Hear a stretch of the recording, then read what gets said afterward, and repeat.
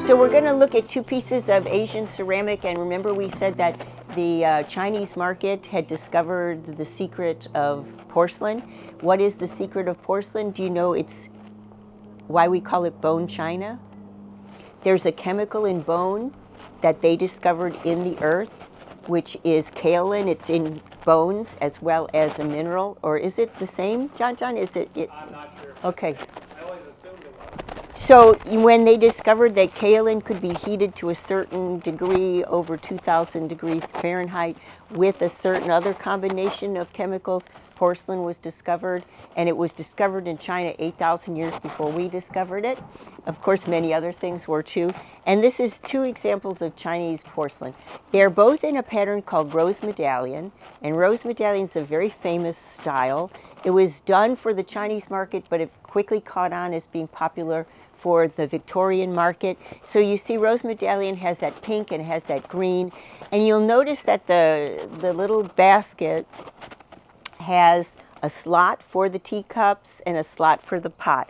Well, this is because when you took your lunch with you, you took your teapot and you took your heated tea, and the tea would be nice and hot when you got where you were going.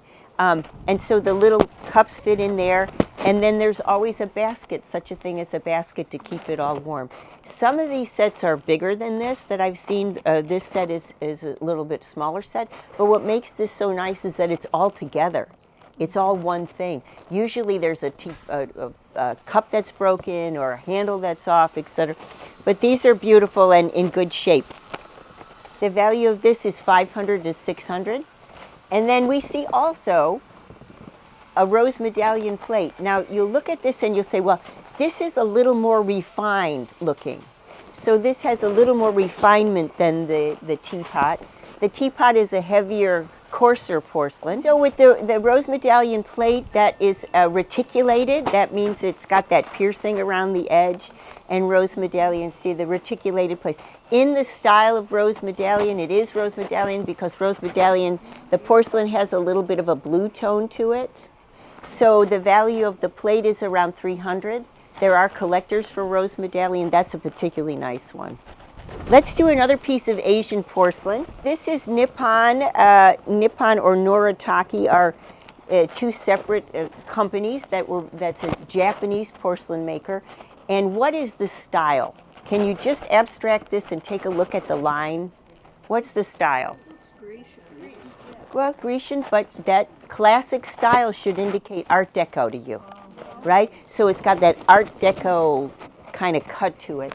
And that is in the Art Deco style. Now, this would have also been part of a mantle garniture. So you would have had this, you would have probably had some candlesticks with it, etc. This was a wedding present. The lady who brought it up said this was a wedding present to her grandmother. Yes, we are talking the 20s, the 1920s. The height of the Art Deco period starts in the 20s. And, you know, people say to me, but isn't Nippon the name for Japan? Remember we talked about pre-copyright. And so until the McKinley Tariff Act, there was you could send anything. It didn't have to be marked. So it's very helpful to know that if something is marked made in such and such, the date is after 1900, after the McKinley Tariff Act, because made in such and such, it wasn't legislated until that time. So this is, you know, Nippon. Well, Nippon means Japan, but it also means the factory. We couldn't do that today because it's got to be more specific, but at that time you could do that. So Nippon meant a lot of different things. It also meant the factory. The value of that, it's in pretty good shape, and there are collectors for that. So I'm going to put that around $250 to $300 on that.